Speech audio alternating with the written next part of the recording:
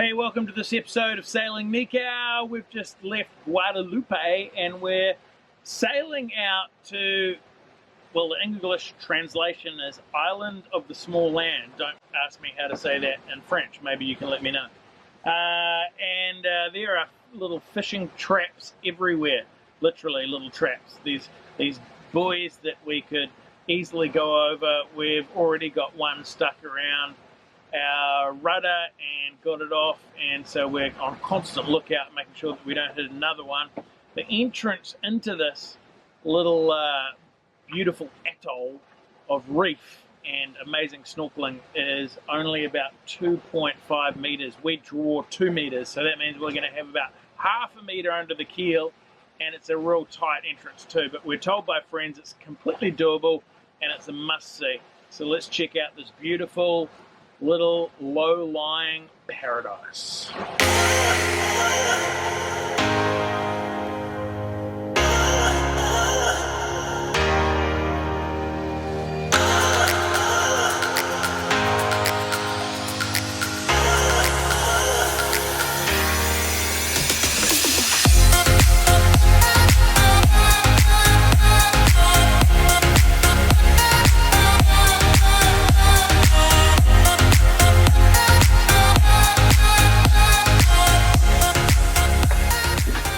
So we are heading to Ile de la Petite Terre, which means the island of the small land, because it's very low lying. It's two uninhabited green islands that are kind of like the Tobago Keys. It's supposed to be amazing snorkeling, really clear water. It says you can see lots of reef fish, turtles, stingrays, eagle rays, and even basking sharks. So that will be awesome. We had to book online a mooring in advance because it's part of a national park. There's only 14 mooring buoys here and lots of day trippers go, but at night hopefully we have the place to ourselves. Hopefully the mooring buoys aren't all taken and the system actually works. The whole website was in French, so to be honest it was quite hard to know what I was doing, but I think we've got a reservation. I got a confirmation. The main concern is how shallow it is. We draw 2 meters or 7 feet. And the entrance is only 8 foot deep, and some of the mooring buoys are in those kind of 10 to 12 foot, so it could be a little bit dicey, but we've heard it's amazing, so we're going to go check it out.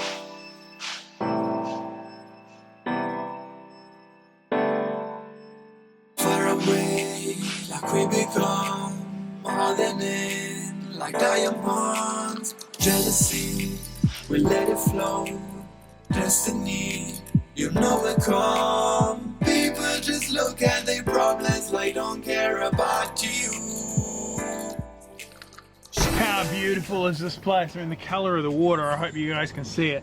It's just amazing. We just jumped into the water and this stingray came past with this little fish feeding on it. Just so beautiful. We're gonna go head out to the reef, have a bit of a swim. We do have to hang around the boat just for a little bit because there's a catamaran right here that we're very close to, and we're on a mooring buoy for less than a 10-ton boat, and that's what we booked for, but Nikau's like probably more like 20 tons. I don't kind of know why they work it out on the weight. I think it's the strength of the mooring buoy, but in any degree we're definitely too long here, and so we're gonna take this catamaran's buoy in 2 hours when he's told me that he's gonna leave. Where are they?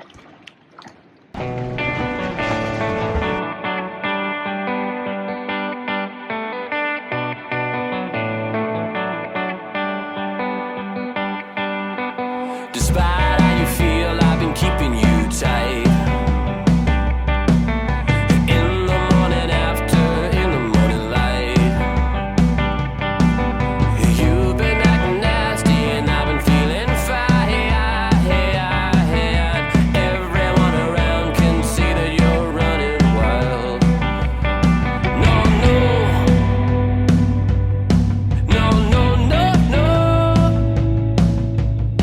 No,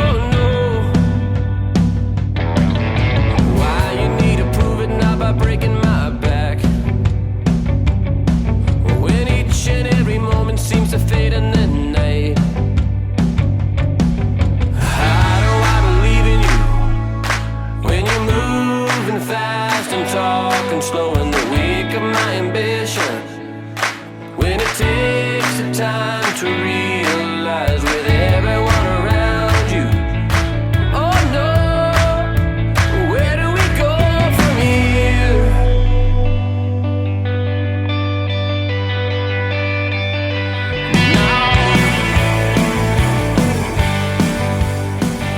So what a great little snorkel. This place was hit by the hurricane a couple of years ago, and so of course the coral is only just coming away. Hey Shugs, I know that you'd love to snorkel, and there are however some really nice big fish kicking around. That's our snorkeling for the day. Saw some big crayfish down there too. Good snorkel though, Bella? Yeah, really nice. I reckon, Shugs? Yeah. Yeah. Highlights of the snorkel, girls?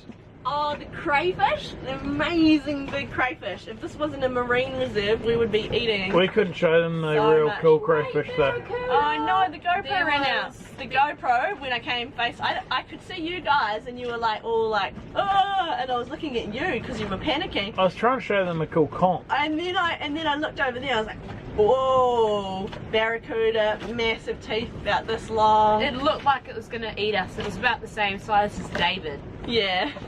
David went down to try and get the crayfish, and I saved his life. Did you? Yeah, because there was this big lionfish. I don't know if you guys know what they are. They've got these hardcore deadly spikes on them. Basically a fish with porcupine spikes, and they're nasty, poisonous. So, I mean, And what happened? Did he almost get it? I grabbed him by the foot and tugged him back. He just about got one right in the forehead.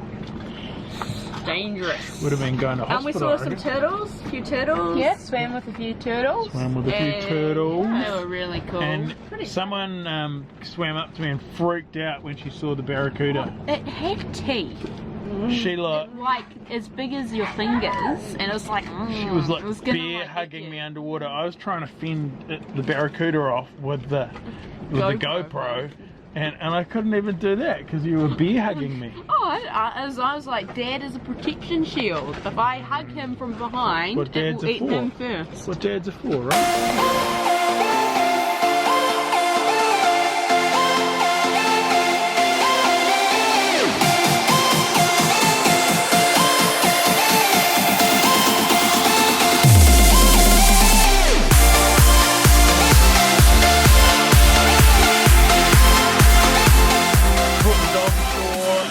The day boaters have gone and a few mooring boys have kind of popped up. You're not meant to have dogs here because there's iguanas around, but got her on a lead. It's all good.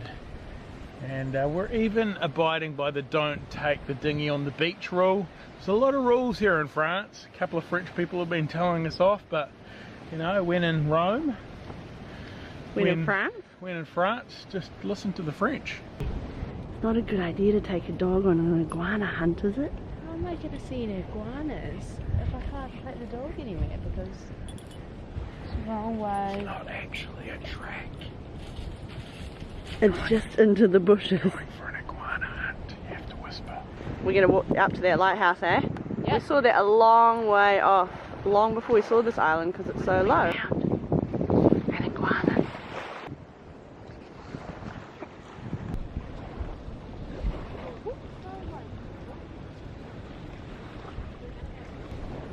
Out here in the native outback of some French island, iguanas can come out of anywhere. One must be very careful. I heard something. Did you hear something? You can hear stuff from the bushes. Oh my goodness, it's actually a rat. Don't tell David, but there is a rat in there. Can you see it? It's a little rat. David hates rats. I hate rats. Don't tell. I hate. Lots of rats. I hate rats. Mosquitoes are absolutely attacking me. Let's go back to the boat. Mosquitoes are going nuts on this iguana trail. We're out looking for the killer white iguana. Or maybe, if we're lucky, you can see iguana kill the rat. Maybe. That would be cool. Okay. Oh, there's one closer. Look right here. Iguana's in the tree. This is the killer variety. Bit sick of all these visitors to your island? Or do you like them? Bit of fun, isn't it? Couldn't care less, really, could ya? Not really. Weren't even worried about the dog.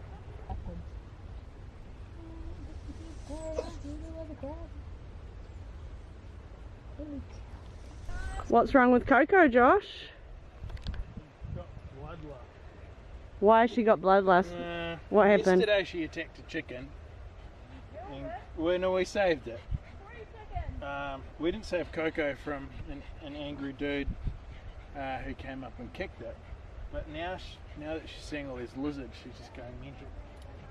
The hunter in her has arisen. In Iguana land, as opposed to Gondwana land. Yep.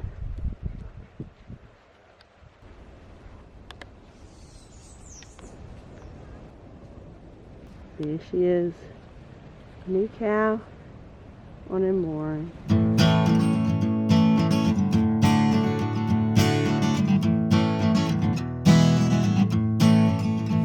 They say life's a wandering road, got a long way to go, but who said you gotta walk it alone? So keep your head up with a smile, 'cause we'll be out there a while, walking along life's long road. Mama It's so said, cool having these big fish under our boat. The blue lights are rocking it tonight. It's a marine reserve, so there's just crazy big fish here.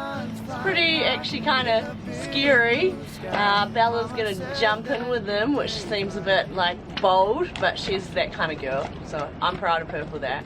We've just left Petit Terre. What a cool place to stay. We're off to Marie-Galante, which is like only about 12 miles away. It's pouring with rain. We just hooked a barracuda. I'll roll that footage. You can't eat barracuda because of ciguatera. It's a fish disease that you get up here, which is nasty. You never get rid of it. Once you got it, you keep it. Once again, there are these fish traps all over the place, and they only put that like little milk bottle, plastic milk bottle, stuff like that, instead of a buoy, so they're really hard to spot. And so we've got to watch out the whole time. It doesn't stop us fishing though. We had friends that caught a big mahi just yesterday, just a little north of here, and so that's made me excited about fishing again.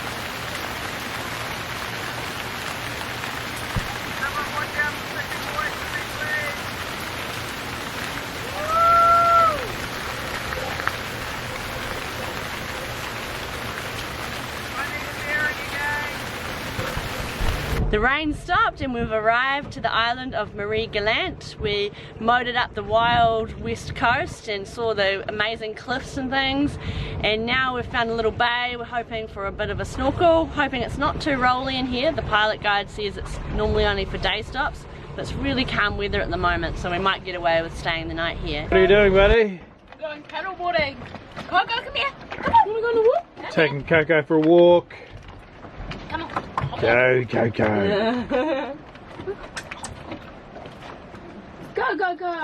walking.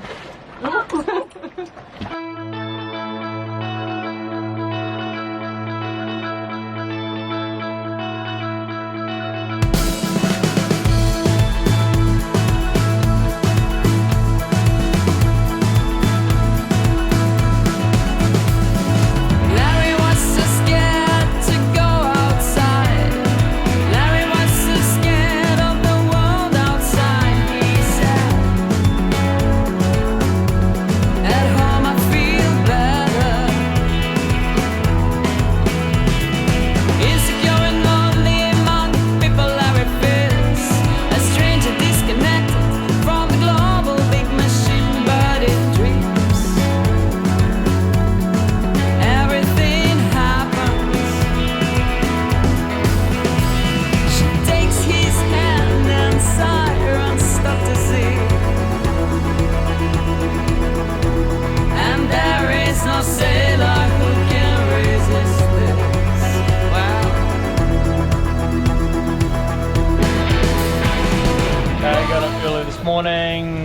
sun's just risen and there's no internet here, and so we're going to leave Marie-Galante and go back to, what's that place called?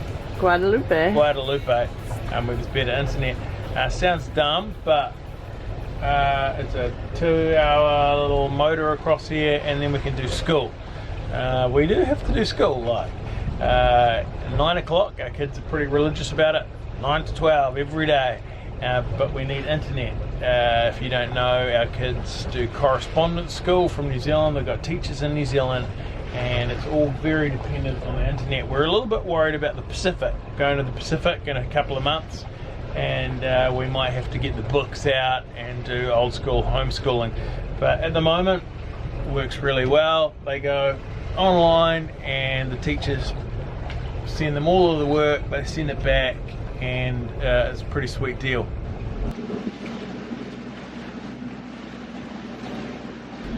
First day of school, how's it going? Pretty great. It's okay. Do not overload your to-do. It's a little boring because it's manageable. School's boring, but Stressful. really only Mum is stressed. It is stressful. It's stressful for me, stressful for these guys. If you scream in the middle of it, it just makes it more stressful. And then in here, Josh is doing his absolute favourite job. What are you doing, babe? Make it right. Ugh. Oh, it's not that gross. We got Fixing the we toilet. got some seaweed up the saltwater intake, so I just had to pull that out. But checked the motor, and there was a whole lot of what looked like oil underneath our motor, but just a little slick of oil on top of salt water, and so we've got a little saltwater leak out of both of our impellers, actually, for the generator and the other one. So I'm due for a service. I could probably do the impeller myself, but I want to get a big check of it. I'm not that mechanical minded, so we'll get that sorted. And Jazz has given me a nice big list of about 1 million boat jobs, because she does school and I do boat jobs. So it looks like our holiday's over. So what are you getting done, Josh? Well, Steve here is fixing our Generator. generator, the pump. The impeller went again. Yep. The boat was full of water. Not good when you find a whole lot of water under your engine, It's is the it? third time we've got this fixed, but Steve is assuring us that it's all good. And he has a spare pump in his workshop, so we maybe will buy that. Might be Really hard wise. to get. It's a Westerbaker generator, which is an American generator. In Europe, they don't even Have them. have them, and so it's pretty cool to get spare parts when we're close to the US. Except that we got this generator in Europe. Yeah, second hand.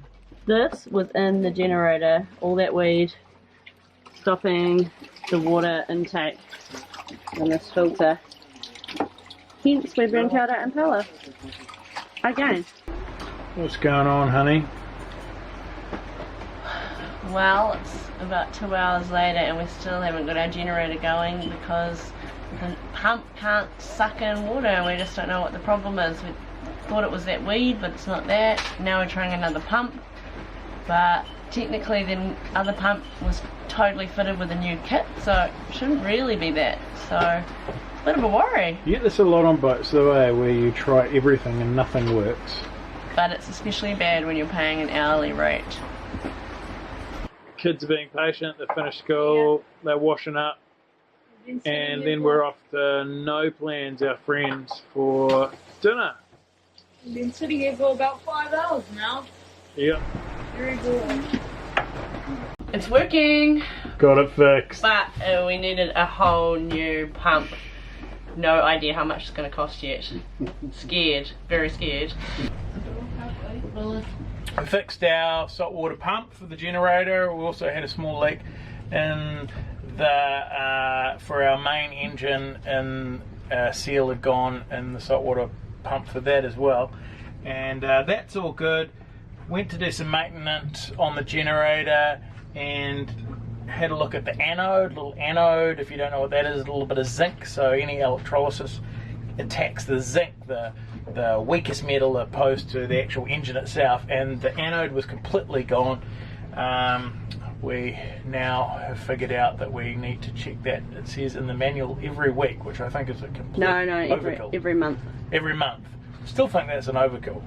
maybe like every 3 months. Anyway, I did the no-no. I tightened it on too much, completely threaded it, and threaded where the anode goes into the hot water. What's it called? This is called the heat exchanger. Heat exchange. And which it's is this part here, completely threaded it. Don't have the anode, it's in at the engineers. I've got to take this heat exchanger off and drop it in. And today is our 19th anniversary. And I have to stuff around with heat exchangers. Just to give you a little bit of context, by the way, I know nothing about engines. And I know a little bit now. So you're either one of two people. One, you're like, oh, that's an easy job, like I've done a heat exchanger heaps of times, and what are you talking about, this isn't a big deal, Josh. Or you're in my camp and you maybe thinking about sailing or done a little bit of sailing, you're like, man, I could never do that. I don't think, you know, you learn so fast on a boat when you're just having to do these things, when you see other people do these things. I'm probably more cautious than most people, and I pay dudes to come on the boat and do things that are a little bit difficult where I should probably attempt to do it myself. But we're going to the Pacific and I just really want all of this sort of stuff. But when you do attempt to do things yourself, things like this happen, right? Exactly. Yeah, and now we have a much bigger problem than if he just changed the zinc. This is how you learn. See, I don't even know how to get this end cap off. I'm just going to bust the seal. Don't do that.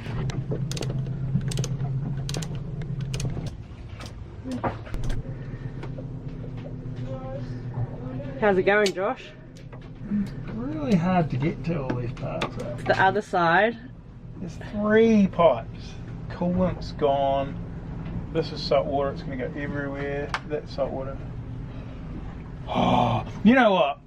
My son David, because he loves boats, he wants to sort of be a boat designer, and I guess that's sort of glamorous, but people talk about the boating industry as this sort of glamorous thing. And you know what? Fantastic. All credit to you if you're in the boating industry, if you're a plumber or an electrician or a boat mechanic, and they get paid really well. But every time I'm around that industry is my worst day on a boat, and I couldn't think of anything that I just really would not want to be in that industry. I guess designing boats would be kind of fun though. So how's it going? Almost out. You've got it. All the pipes are off. Coolant everywhere. Coolant everywhere. Coolant smells like old fish, which is disgusting. Woo! What is that? There she is. The heat exchanger. Can you get a bucket and I'll pour all the coolant out? Sure. Meanwhile on Nikau, we have been knitting. We tried again. Tried again. What you had lessons yesterday, right? On how to knit. This is the last one. I have no shame that my son knits. He loves it. I'm particularly happy that his knitting looks like that. Caroline from a boat called Ondina, who's also a Kiwi, has been teaching them how to knit, and you really like it. They really love it. Day 2. It's a new obsession on Nikau. Could be a healthy hobby, I think. Let's get this heat exchanger sorted. Okay, let's do that. So Steve, our lovely mechanic who lives in Dominica and comes over here to work, has soldered this back together for us. So he's just soldered some lead on here. I had a heat torch that went to about 600 degrees, melted and fused these metals together, gave it a bit of a grind. Now we've got the anode in place, just got to lift this back in, put all the bits and pieces back together, put some coolant in, and we should have a working generator. Generator is running, listen to this. Oh, you know what that means.